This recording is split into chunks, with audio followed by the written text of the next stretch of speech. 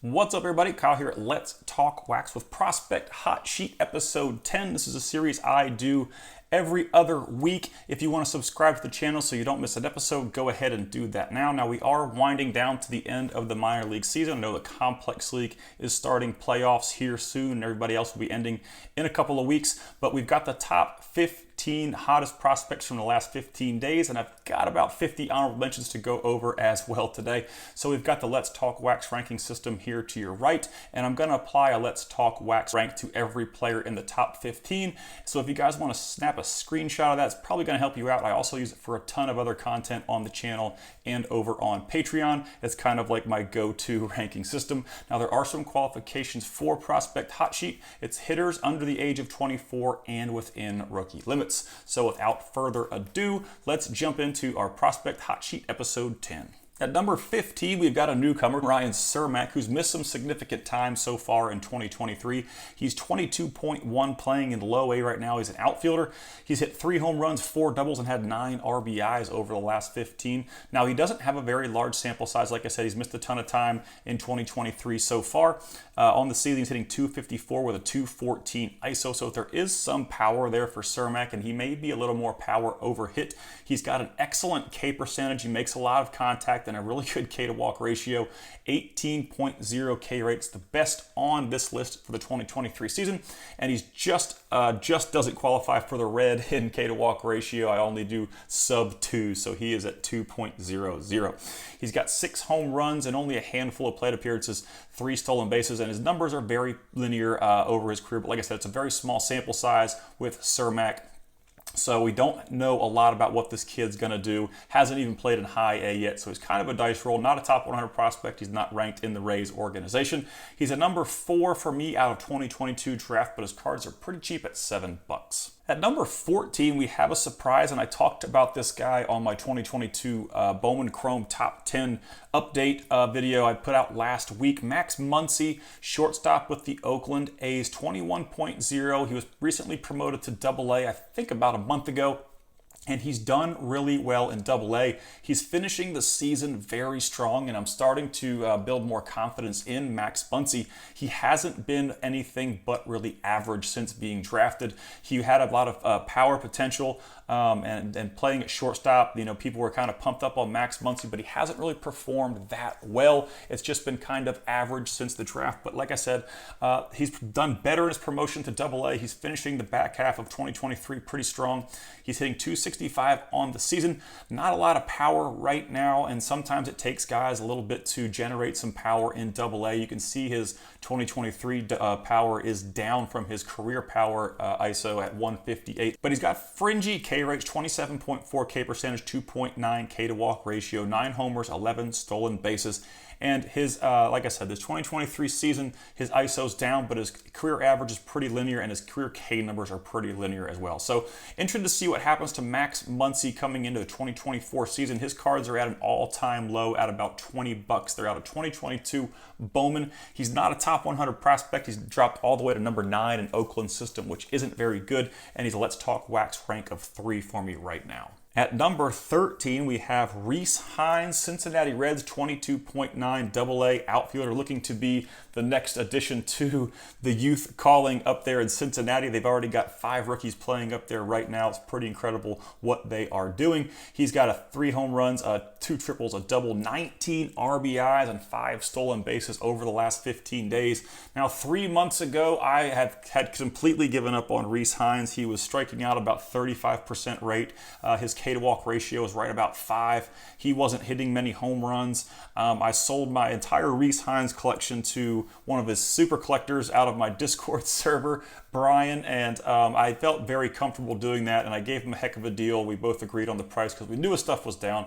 And since selling those cards to Brian, Rhys Hines has actually come to life. So I feel like maybe I'm cursed in the buying and selling but I had some bad luck. But I'm glad that they went to the Super Collector. He's got 21 home runs on the year so far, 18 stolen bases. He's got a 258 career average, 250 career ISO.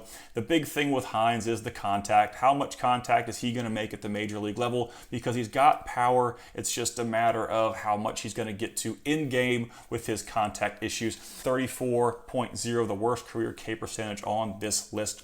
But keep an eye on Rhys Hines. This stuff is super, super cheap. He's got some big power, and we all know that the Cincinnati Reds are not afraid to call up young players. He's number 11 in the organizational Let's Talk Wax rank of 5, and he is out of 2019 Bowman draft for about $12. At number 12, we've got Harry Ford, Seattle Mariners, 20.5 high A. He is a catcher, a very athletic catcher to boot. That's where a lot of his stock is, I think, is the fact that he's got a pretty high floor bat and some good defensive upside behind the plate. He's really going to be able to play anywhere if catching doesn't work out, but I do think it's going to be his position long-term. Very athletic kid, very high floor bat, 2 home runs, 7 doubles, 14 RBIs and 12 walks, 3 stolen bases over the last 15.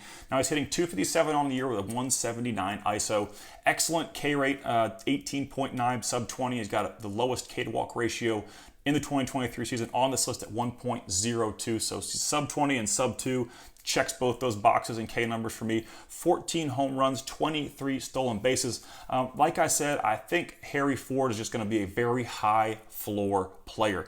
I think he's going to be an above average big leaguer with his athleticism behind the plate, with his ability and approach at offensively. I think he's going to hit for some average, hit for a little bit of power, and he's going to be kind of a complete floor player for me. Now, I could be wrong. He could grow into some more juice and become a sort of superstar caliber player, but I just don't see it right now. His career numbers and his 2023 season numbers are almost linear, so he's been doing this for a while. He is number 41 prospect in the top 100. In Seattle system, he is number 2. He's a Let's Talk Wax rank of 2.5 for me, and you can find his first chrome autos, which are short printed out of 2021 Bowman draft, so they're going to be around $215.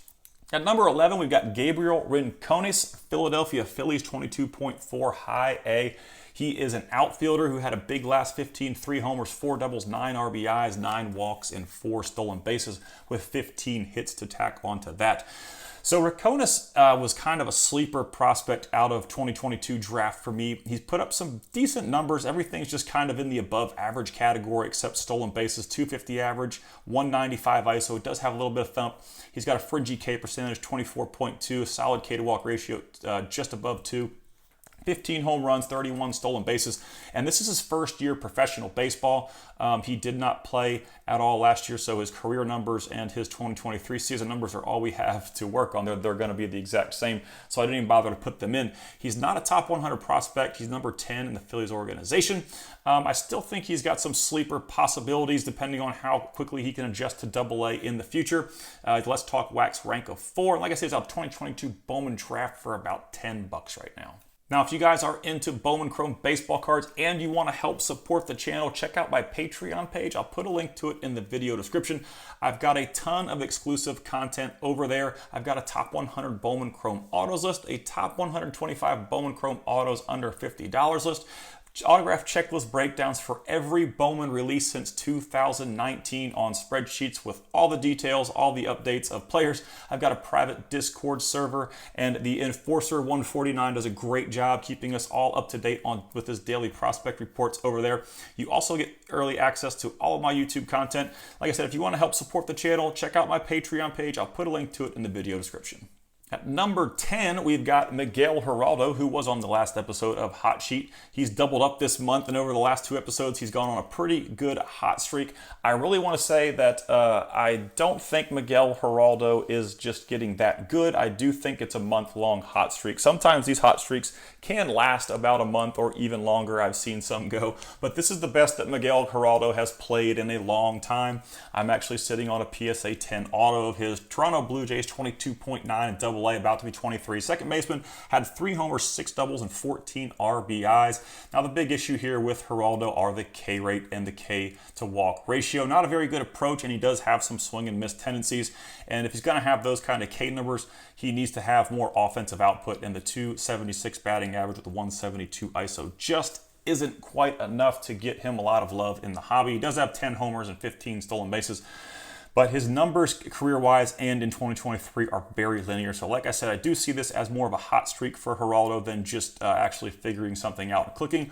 Now, I could be wrong. He could extend this all the way to the end of the season and maybe come back in 2024, absolutely raking for the Toronto Blue Jays in spring training and maybe breaking with the team. But like I said, that's a very long shot. Not a top 100 prospect, not ranked organizationally. He's actually on the chopping block on my Bowman breakdowns for 19 Chrome over on Patreon, and his autos are about $2 right there, or right now. So I've taken a big hit on Miguel Geraldo and Rhys Hines, considering my collection and this episode of Hot Sheet.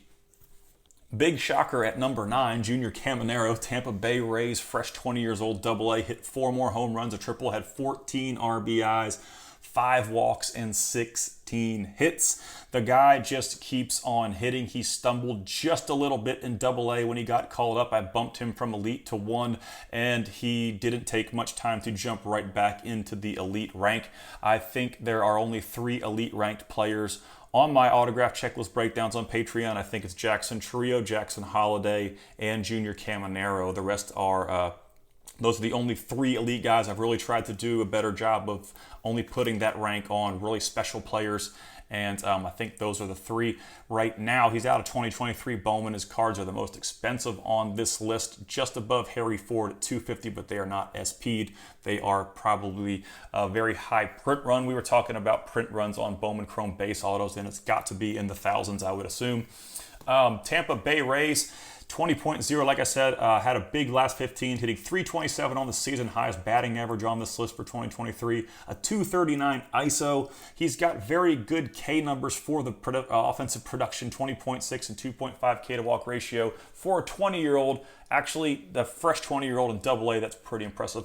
22 home runs. He's got the highest career batting average on this list, close to the highest career ISO at 222, the lowest career K rate at 18.3 in the top 100. He's number 6 in the organization. He's number 1.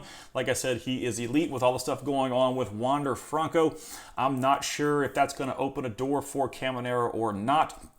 He is not probably going to play shortstop. He's probably going to be a third base, second base look, or maybe he's athletic enough to even transition into left field. But they've got to find a way to get this bat to the major leagues very quickly, because I think it could be ready as early as 2024 spring training. So Junior Caminero comes in at number 9. At number 8, another big league ready player. I felt like for the entire year of 2023 so far, Ronnie Mauricio has just been excellent this year at AAA, hitting 291 on the season with a 207 ISO, an excellent K percentage. The big knock with Mauricio has always been his aggressive approach, but he's really dialed it down. He's got a 2.9 K to walk ratio. I think that's the lowest at any level he's ever shown in the upper minors. 21 homers, 22 stolen bases. Just a really big blowout year for Mauricio. Over the last 15, he's hit 4 homers, a triple, a double, 8 RBIs, 6 walks, 3 stolen bases. He's 22.3, so he's still in the age range for prospect love, but he's not getting a whole lot of it from his club. The Mets hasn't had a chance to get called up and show what he can do. The hobby has gotten into him pretty good. He's out of 19 Bowman for about $90, so his stuff is close to the $100 tier. He's 92 in the top 100, number 4 in the Mets org, and in the Let's Talk Wax ranking system, he is a 1.5 because there's some very big upside for Ronnie Mauricio. At number 7, we've got Sterling Thompson, who's battled some injuries this year. He's recently promoted to AA, where he continues to mash. Sterling Thompson has done nothing but mash since being drafted in 2022, but he's kind of got the Rockies curse. We were talking about this, I think it was either on Facebook or on the Discord server, about the Colorado Rockies prospects, because you're going to see 2 of them on this list. We've got Sterling Thompson and we've got Hunter Goodman, both in the top 15, and it just seems like the Colorado Rockies are so bad, no one really cares about their prospects anymore. But Sterling Thompson is mashing. He's hit 5 more home runs, a double, 10 RBIs, and 3 stolen bases with 18 hits over the last 15. Now, the kid's got a .319 2023 batting average and a career batting average of .316. His ISOs for 2023 and his career are just under 200, and his K rate is 18.2 and 20.2 respectively for the career. So no red flags here. He's done nothing but hit since being drafted in 2022. 12 homers, 17 stolen bases out of the University of Florida. Not a top 100 prospect yet. Organizationally, he is number 6. He's a Let's Talk Wax rank of 2. And the only bump I have right here with Sterling Thompson is possibly the defensive ceiling. Where is he going to fit in defensively? Can he play third base? Will he have to be moved over to first base? We don't really know, but that's where I think a little bit of the hobby question mark is with him. It's not the bat, it's the defensive ceiling, but his cards are about $20 right now. And like I said, he's done nothing but hit since being drafted in 2022. At number 6, we've got Davison De Los Santos. He's got a first chrome only out of 2023 Bowman, 20.1. The same age as Junior Caminero in Double-A, but not producing quite as much. He did hit 5 home runs and 2 doubles and 12 RBIs over the last 15 days. So he's not hitting for a ton of average or a ton of power, but he's a fresh 20 years old, like I said, and he's still having some solid production at the level. The big question mark with De Los Santos is the K rates and the K to walk ratio. I think I've seen some people comparing him to like a Miguel Sano look from 2010 Bowman Chrome, I believe, Miguel Sano's first Chrome autos. I was still collecting in that era. It was a fun time. Cards were cheap. You could actually afford to rip boxes by yourself. But the K rate's 25.3, which is fringy, and the K to walk ratio is a bit high for me at 4.29. So he's got some work to do with his approach, but he does have 15 home runs as a 20-year-old in Double-A. The career numbers are a bit better than what he's doing in 2023. And like I said, he's been very pressed in the Diamondback system. He's been very challenged age-wise and level. So his career numbers are pretty solid for a kid who's never really been cut any slack at any level. He's always played well below the league average age. Not a top 100 prospect. He's number 5 in a pretty solid Arizona Diamondback system. He's a Let's Talk Wax rank of 2.5 that could really go either way in 2024. If he doesn't show some improvement in 2024 throughout that season, his second year in Double-A, he may drop a little bit. But if he kind of figures out and his numbers are a little bit accelerated going into 2024, about halfway through the season, we could see that rank increase. So really hard to tell right now. He's out of 2023 Bowman. Like I said, he's got a first chrome only, no autos yet, and they're about $2. We're going to go through all of our honorable mentions, and I'm going to try to be pretty quick with these. I'm going to give you their last 15 and their release. So if you guys want to snap some screenshots, you can go back and check these out and take a closer look. But out of the AAA International and PCL, we've got Orelvis Martinez with 4 home runs. George Valera hit 4 home runs as well. And we've got Edius Leonard and Jordan Lawler both hitting some home runs, as well as Wenzel Perez hitting home runs and doubles and taking some walks. So some guys who are very close to the major league level there. Nico Cavada struggling a little bit right now, 3 for 21 with a double over the last 15. In the Double-A Eastern League, lots of home runs being hit. Nathan Hickey hit 2, Drew Gilbert 3 more. Jace Young hit 4, and Damiano Palmegiani hit 5. Now, he does not hit for a ton of average, but he does have some pretty big juice. He's nearly 24, but he's a big sleeper out of 2022 Bowman. I think his cards are super, super cheap. Juan Brito struggling a little bit out of 2023 Bowman, hitting 167 over the last 15. In the Double-A Southern League, Edgar Quiero getting used to his dirt in the Chicago White Sox organization. He's 20.4, got traded over there, has had 3 home runs over the last 15. Wilfred Veras is a doubles machine with 9 more on the season. Check his numbers out and check his comps. They're very cheap for some very good offensive production. BJ Murray, nearly 24, had 2 home runs. Drew Baker is hitting in Double-A. Big shocker there. He's been ready for a call-up the entire year, but hasn't received one. He finally got the bump to Double-A, and he's performing very well like he was in High A. And Colson Montgomery with a couple extra base hits and with a couple extra base hits and 8 singles, it looks like. Not a lot going on in the Double-A Texas League. Evan Carter continues to punish the ball. Diego Cartaya surprisingly jumps on this list as Dalton Rushing becomes a bit of an iceberg in the back half of the season. Jackson Merrill playing very well right now. 2 homers, 3 doubles, and 9 RBIs out of 2022 Chrome. Over in High A, we've got some multi-homer players. Drake Baldwin, Termar Johnson is really turning the power on in the back half. And Jeremy De La Rosa, who seems like a ghost from the past, also had 3 home runs, 21.6 in High A.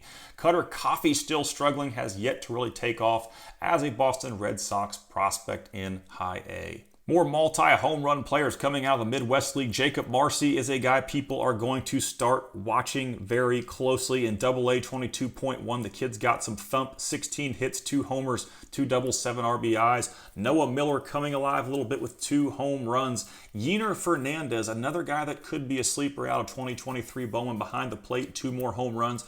Moises Ballesteros, a month ago I would have said he was one of the most underrated players in prospecting, but I think a lot of people are starting to catch on to the fact that Ballesteros can hit pretty well. Aribiel Angeles was one of the guys I really anticipated being very good out of 2021 Bowman Chrome, but really hasn't done anything since. He's hit for some average, but there's no thump there. Edwin Arroyo makes the list. He's starting to make a little bit of a comeback, has sloughed a little bit in the front half. A homer, 3 triples, and 3 doubles. Ed Howard continues to struggle, just can't put the pieces together. Wrapping up High A is Christian Serta with 2 home runs. Ryan Ritter hitting some more home runs. And Grant McCray. Give this guy a promotion. Let's see what he can do in Double-A. Let's see how the K rate goes, and let's see how the speed power pans out at that level. I think we're going to have to wait until the 2024 season to get a bigger sample size on Grant McCray, but I haven't pulled the trigger on this guy. I haven't really jumped on the train yet because I just want to see what he can do at Double-A. Benny Montgomery struggling big time. 4 for 41 with 19 Ks over the last 15 games.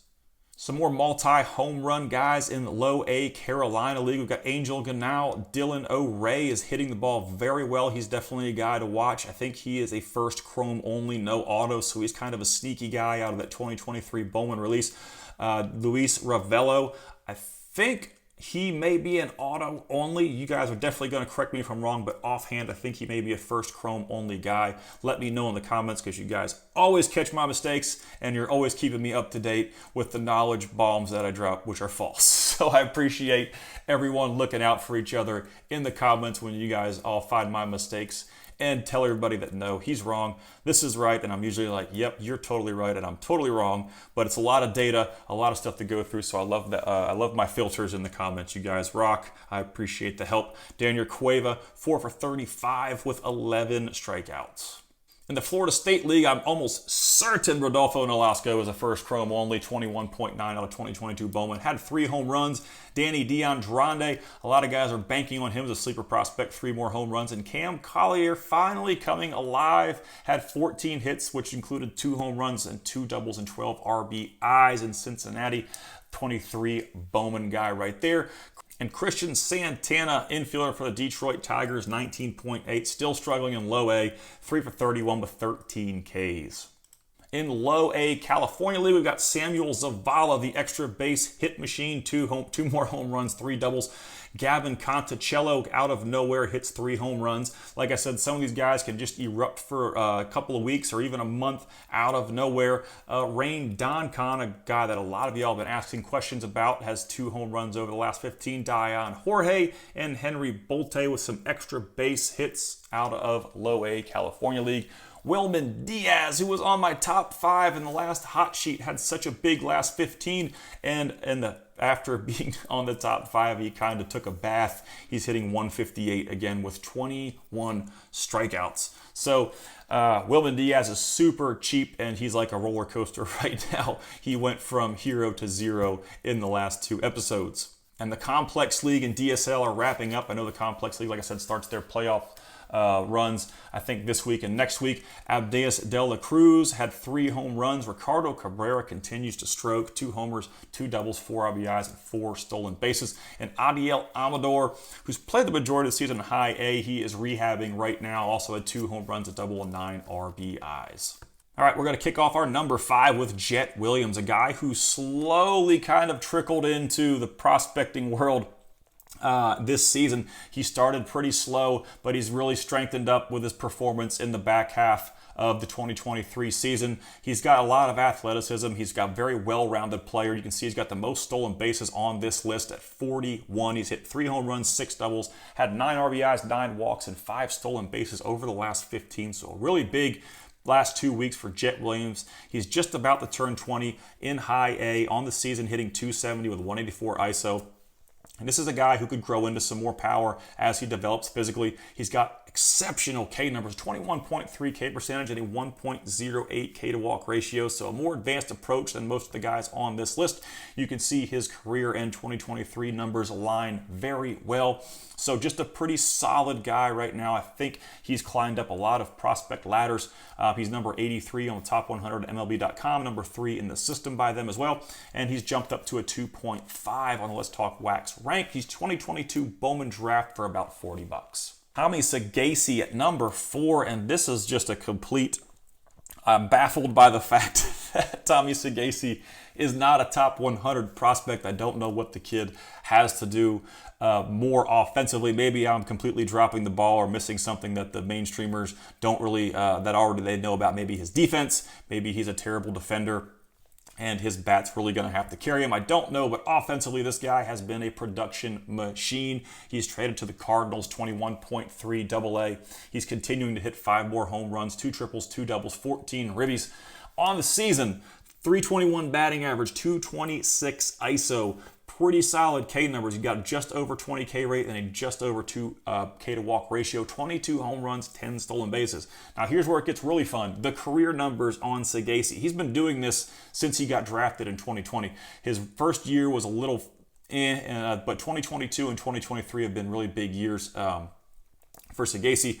He missed the year, like I said, after the draft of 2021 was his May year, and the last 2 have been pretty big. But 303 career average, 210 career ISO, and a 24.1% K rate. Now, the K rate is a little bit high if I had to be nitpicky and try to find something I don't like about Sagasi.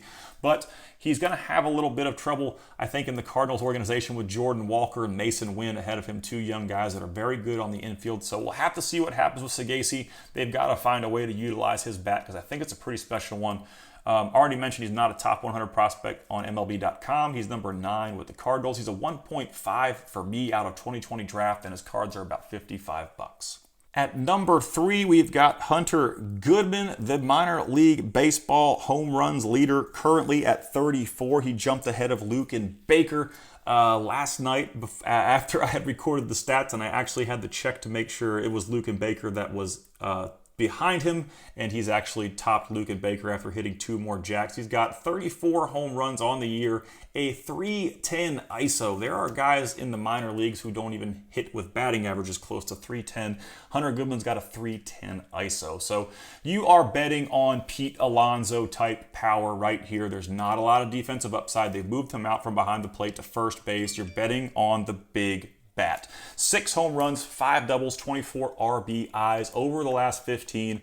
Hunter Goodman can hit for some big juice. Not a top 100 prospect. He does have the Rockies curse. Rockies prospects just don't seem to generate a lot of attention in the hobby. Number 12 in that organization. He's a Let's Talk Wax rank of 3 because with his low defensive upside, his bat's going to have to play really, really well at the big league level. Out of 2021 Bowman draft, and $20 doesn't seem very expensive for your minor league home run leader who has tolerable K numbers, 24.8 K rate and a 2.5 K to walk ratio for 34 home runs. At number 2, we've got Alexander Canario, who was probably one of the best baseball players in 2022. Speed, power, upside to the moon. He played in the offseason and he had a terrible injury to his ankle. He broke his ankle basically in half. He was running to first base. He rolled it. He stepped on first base wrong. It was a horrific injury. It almost made me sick to my stomach. And after he fell, he had an injury to the shoulder, which required some labrum surgery. So it was just a complete mess. Everybody kind of forgot about Canario because I think the recovery time with the surgery, the devastation of the injury to the ankle, it was about 7 to 8 months. And he just got back into playing again after a long rehab, but it's not a shock that he is doing things big. 6 home runs, 5 doubles, 18 RBIs over the last 15. Coming, fresh off of a lot of time off. 287 batting average, AAA, 227 ISO. He's always had fringy K numbers, 26.8 K rate, 2.37 K to walk ratio. But the 9 home runs and 2 stolen bases are over an extremely small sample size. Like I said, he missed the majority of the season. So I'm really excited to see what Canario can do coming out of spring training in 2024. He's a very exciting prospect that kind of got lost with that really bad injury, and he's all the way back in 19 chrome, so he's not a relevant name. People kind of forget about players who are coming out of these late releases. He's a $15 auto. I saw some BGS 9.5s that sold for like $26, and it was kind of crazy. I was like, holy cow, there's no way that Canario 9.5 should be selling for $20. But organizationally, he's number 14 in the Cubs system. It could be a pretty cool thing to see Pete Crow Armstrong and Alexander Canario out there in the outfield for the Cubs. But pretty special player, pretty high power, speed, ceiling. So keep an eye on what he does. The hobby's about to slow down big time. Everybody's geared up for football. Cards are going to start to dip. People are always asking me, why is this guy not going up in price? It's just the recency. Football's going to become recent. They've started preseason. Baseball's kind of getting pushed to the back burner, and it's getting pushed to the guys who only collect baseball like me. You're going to kind of lose all the people that do multi-sport. Like I said, everybody's prepping, buying football before the season starts so they can unload during the season. And now for the next 2 or 3 months, you're going to see a pretty big dip in card prices. So it's a good time to stock up on the guys you think could be successful in 2024 because prices are going to trend down as baseball comes to a finish here late in the year. At number 1, Lazaro Montez. This guy has really kind of come out of nowhere. He struggled big time at the front half of the season. I think he was actually an ice cold guy at one point with like 21 Ks in a 2-week span on one of the earlier hot sheets. He's young, Seattle Mariners, 18.9, low A. He is a big left-handed bat. There's not a lot of defensive upside here, but we are betting solely on the bat. He's had 20 hits, hit .408 with 6 homers, 4 doubles, 18 RBIs, and 8 walks. Now, he's really turned on later in the season. He's hitting .301 with a .305 ISO as an 18.9-year-old, and that is getting some people in the hobby very excited. His cards have gone from about $20 to $100 in the span of a month. So if you were sitting on any Lazaro Montez cards that you bought in for $20, now may be a good time to sell. They are very high, and I feel like I said, with the season coming to an end in about 2 or 3 months, they may drop down to about $75. So your choice. I don't try to give you buy, sell advice on here, but they have had a dramatic increase in value over the last month. My guy Enforcer over on our Let's Talk Wax Discord, he posts all kinds of information over there, and he's been on Lazaro for a long time. So big ups to you, Bobby, for getting all of us on the Lazaro Montez train and all the great work you do over there in our Discord. 2023 Bowman $100 auto. Like I said, you're betting on the bat. A lot of people are calling him Baby Jordan now. Baby Jordan Alvarez, as they say. His swing looks a lot alike, and he's a big player with not a lot of defensive upside. 293 career average, 303 career ISO, the highest on this list. Now his career K rate was 28.5, and you can see how that's improved to 24.0 in low A. So that's very exciting news as well. I think this guy's going to continue to skyrocket based on his age and power output. Those two things are they're like accelerants in the hobby, the age of players and their power output. So hopefully he has a higher defensive ceiling than I think, but we'll see, as he moves up into the upper minors. Y'all can check. If you go to Fangraphs, if you go to Baseball Reference, you can always see where these guys play the most games down at the bottom under registered fielding. So if you're not sure about their defensive ceiling, you can always look down there. It'll show you the most innings and games they've played at each position, so you can kind of see who's a second baseman and not really a shortstop, or guys that are kind of transitioning away from shortstop onto second base or away from center field to a corner outfield spot. But it's really helpful to know because it does have a lot of relevance. The premium positions are always center field and shortstop, so it's good to have that info. Like I said, it's on both those websites at the bottom. You just got to work a little harder to find it.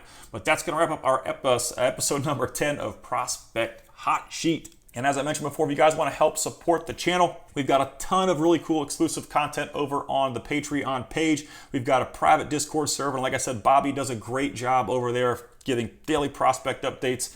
He basically just keeps the server flowing. He's a great prospecting guy, one of the best in the hobby that I've met. You can support the channel. I'll put a link to the Patreon page over in the video description. If you guys do sign up, be sure to sign up for the Discord server as well. Make sure it's a very integral part of the Patreon perk. And I want to give a shout out to all the people who support me on the level 3, everyone who supports the channel, everyone who throws in a subscribe or a like. I appreciate you guys, and we will catch you on the next episode.